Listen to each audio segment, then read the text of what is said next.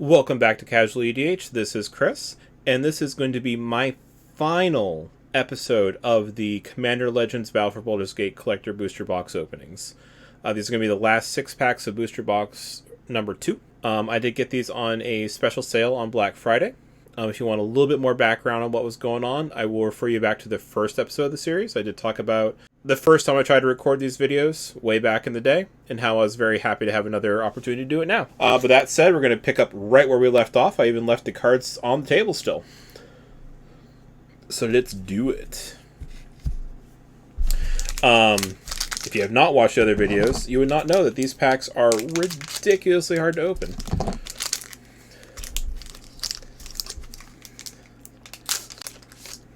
Alright, what have we got here? I'm not going to talk about commons or uncommons. I'll pull a few out if there's something interesting there. But for this set, there are a large amount of commons and uncommons that just are not interesting, and it has such a large pool of rares and whatnot. I just want to spend my time talking about those. I will talk about Lightning Bolt, though. Lightning Bolt's a very good hit. This is something that if you get them now, I would hold on to them for a while. I think I have right now like 50 or 60 of these from the recent printings. I figure that eventually they'll go up to like $2.50, $3 again, and just pair them up, sell them 2, 3, 4, 5 at a time, or sorry, 2, 3, or 4 at a time, not 5. You can't put 5 in a deck. And this is really nice art for them. I really like the art and the foil for these. I don't like a lot of the DM, like the Dungeon Manual type arts, but this one came out really well. I'm a fan of that one, and I think it's just a good hit. I think it's a good card to pick up. Not strong for Commander. I mean, just having just 1 mana for 3 damage is not usually typically going to be relevant in the format, but, it's still okay spot removal. But for 1 mana, I'd rather have a Sword of Plowshares. We have a Tavern Brawler. A Wilson, the Refined Grizzly. Yes, he's got his pinky up and everything, probably.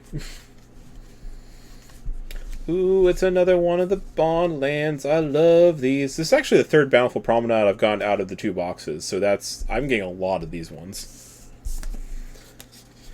This is a Miriam Sentinel Worm. I talked about it already, but this basically it makes copies of your dragons when they come into play, or when you cast them. When it enters battlefield. So yeah, it's when it enters the battlefield. It's really good. If you're running the colors and you're running a dragon deck, there's really not a whole lot of reason not to play it. Normally, you even would be like, oh, it's 6 mana. That's kind of a lot, but I mean, if you're playing a dragon deck, that's kind of the cost of a dragon normally, so it's not even overcosted for a dragon or anything. So, I mean, if you're running dragon decks, I would recommend running it. And then a foil Kindred Discovery. I talked about this in the last episode, actually. I really like this for blue tribal decks. It's just a really good and easy to use card.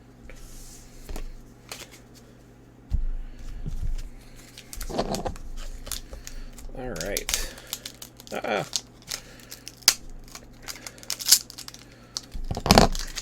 Just have to get rough with these a little bit. Like, literally, that's how these things rip. They're so hard to get open. Watch out, everyone. There's been a murder. Yeah, I'll talk about this again.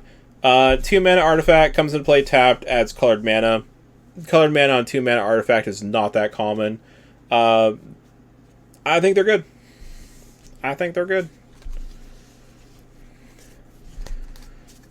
There's so few commons and uncommons compared to the rares and stuff, which I think is good. I mean, obviously, if you're buying these expensive booster packs, you want to get more rares and whatnot. But it does make the rares feel less rare, less special. Acolyte of Bahamut. I don't think I've seen this one. Commander creatures you own have the first dragon spell you cast each turn costs 2 less to cast. No, I have not seen that, because that would be in my Dragon deck if I had seen it. Well, actually, no, because you'd have to have your commander out, and I just don't cast them that often. Never mind. Still good, though. I think if you're making a Miriam deck, that would be better. For her. Or him. Or it. I don't know. Shadowheart. Solemn Doom Guide. Bondland. Spire Garden. Actually, I've noticed that I've seen a lot less Spire Gardens from this set than I have seen the other ones. I don't know if it's just my luck in pulling. But then again, my luck in pulling tonight has gotten me absolutely none of the ancient dragons, so I don't know. We have Duke, Older, Ravengard. We have Speak of the Devil, Ancient Bronze Dragon.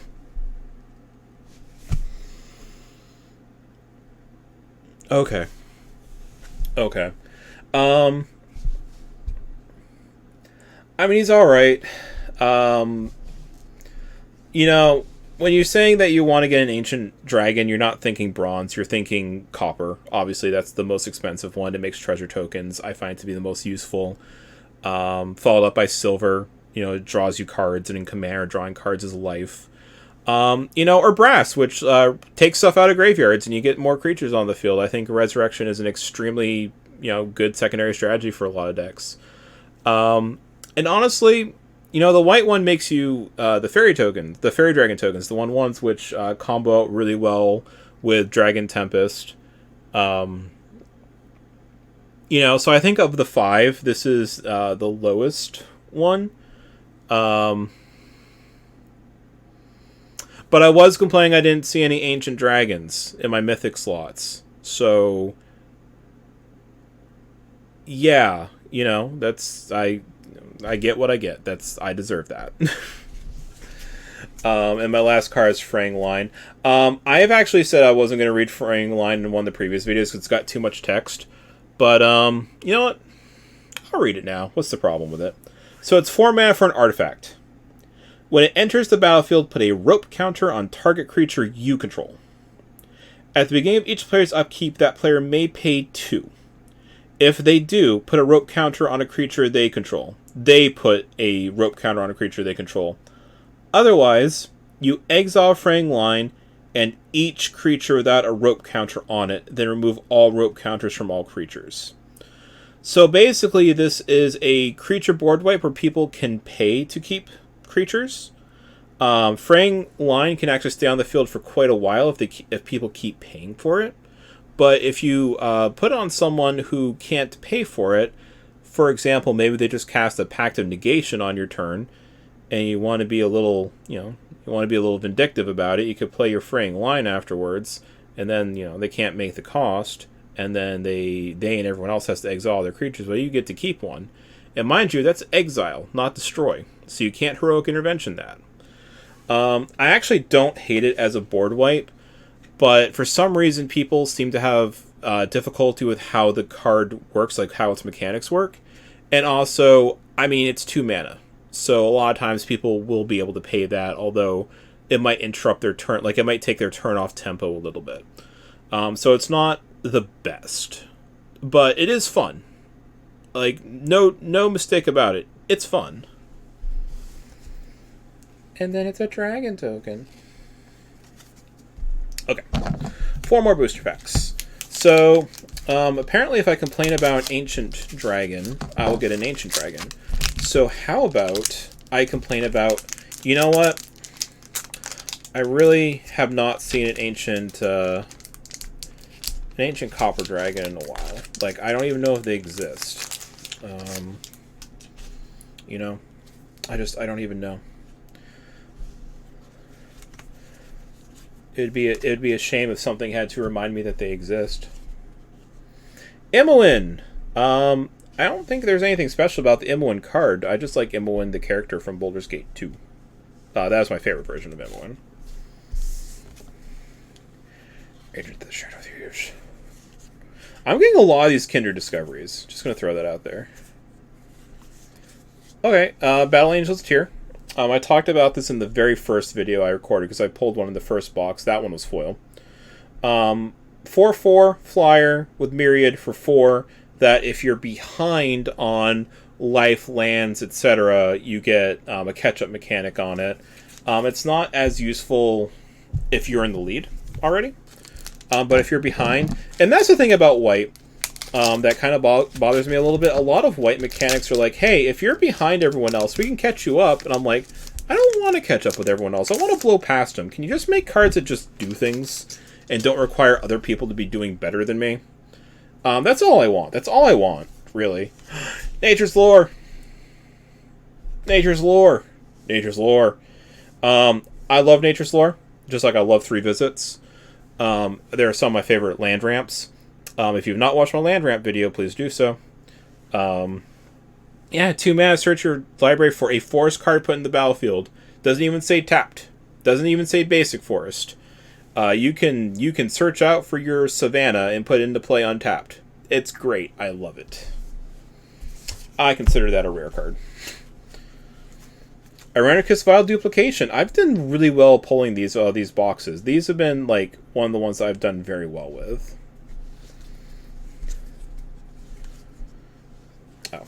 Might help if I open them up in front of the camera. I'm sorry. I'm still new at this. Archivist of Ogma. Or Ogma. 2/2 for 2. Flash. Whenever an opponent searches their library, you gain 1 life and draw a card. It's a bit more fair than Opposition Agent, and you're going to see it be about as useful as Opposition Agent. If Opposition Agent is not useful in your meta, in your area's meta, then neither is Archivist. If Opposition Agent gets a lot of use in your area, Archivist of Ogma can get a bunch of use in your area. Otherwise, you're just throwing a halfling in front of something to die later on in the game because you can flash it out as a blocker when people aren't expecting. Which is also a valid use. I hate halflings. I hate gnomes, too. Green Slime. This is a card that I always toy with putting into a deck. I kind of want to put into my Pier and Toothy deck because I like to have ways of countering activated or triggered abilities. Because I desperately fear decking myself out. But it is specifically from an artifact or enchantment source. So let's start from the beginning. It is a 2/2 for 3 with Flash. When it enters the battlefield, counter target activated or triggered ability from an artifact or an enchantment source. And that's the reason why it never makes it into my deck, because I kind of want to work on creatures. If a permanent's ability is countered this way, destroy that permanent. It actually has a destroy effect on it as well, which is pretty good. And it also has Foretell for green. So you can play this exiled for 2, and then play it later in the game at flash speed for a green. I think Foretell is another one of those mechanics that is criminally underused. I would love to see it be in more sets. I think it's a great mechanic. Just being able to have spells that you can cast whenever you want, assuming that you hit their timings correctly. Creatures still have to be cast at sorcery speed, that kind of thing. But just being able to keep them protected from discard and things like that, it's so good. Wrathful Red Dragon. Why, hello, everyone. I want you to cast Blasphemous Act. Ha. If you don't get that, watch my other video. Gale Wardeep Prodigy, Nine Fingers Keen, Descent into Avernus. And a bunny token! That is, makes me excited and happy. This will be the 3rd rabbit token I've seen total out of way too much product that I've opened for this set. I have rabbits. I keep rabbits. I love rabbits. They're adorable. This one's adorable. I'm going to keep it. It was also... I opened the last one in the second video of the first box, too, so that's a little interesting. I don't know if that's mapping or if it's just luck or what, but... Alright.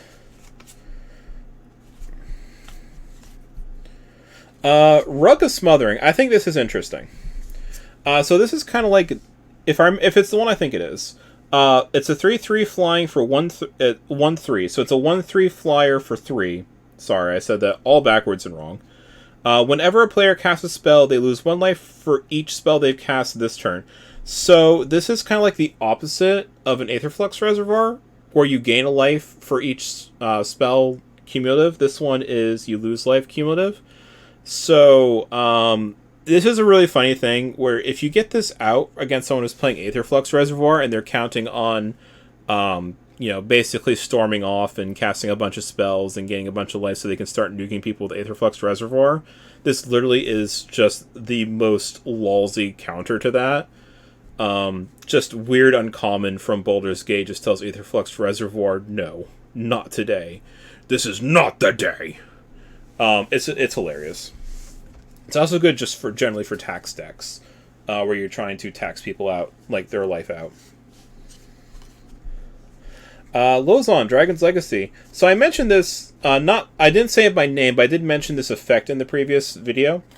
This is a 4/2 flying for 5, and it has whenever you cast an adventure spell or dragon spell, it deals damage equal to that spell's mana value to any target that isn't a commander. So this is, and guess what isn't a commander? The player. So if you cast something like Draco or Earthquake Dragon that are 15-16 CMC, you can just punch someone super hard just for casting a spell. It's really good.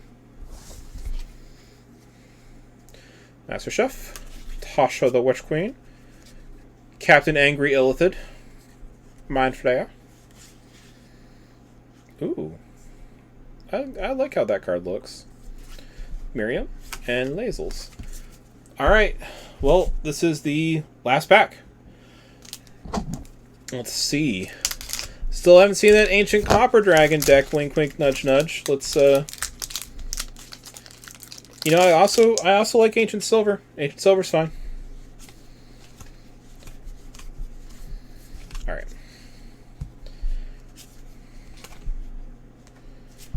Tavern Brawler, Miriam, Delayed Blast Fire. So Delayed Blast Fireball is one that I've seen. I've had a lot of people, like when I'm building decks for online, so I'm going through cards and whatnot, people tell me to look out for this card because they would like to get a copy of this card from me. I sell to a few people locally as well. And it's a pretty good card. So you can foretell it for 6. It's an instant, or you can just cast it for 3. Delayed Blast Fireball deals 2 damage to each opponent and each creature they control. If this spell is cast from exile, it deals 5 damage to each opponent and each creature they control instead. So if you foretell it out, it's very expensive for the mana. However, if you can cast it from exile not through the foretell effect, you can have an extremely efficient spell here. So, for example, Prosper, Tomebound. If you cast it from exile due to his effect, you can cast it for 3 mana and still do the 5 damage, because it doesn't care why it's in exile, it just cares that it's in exile.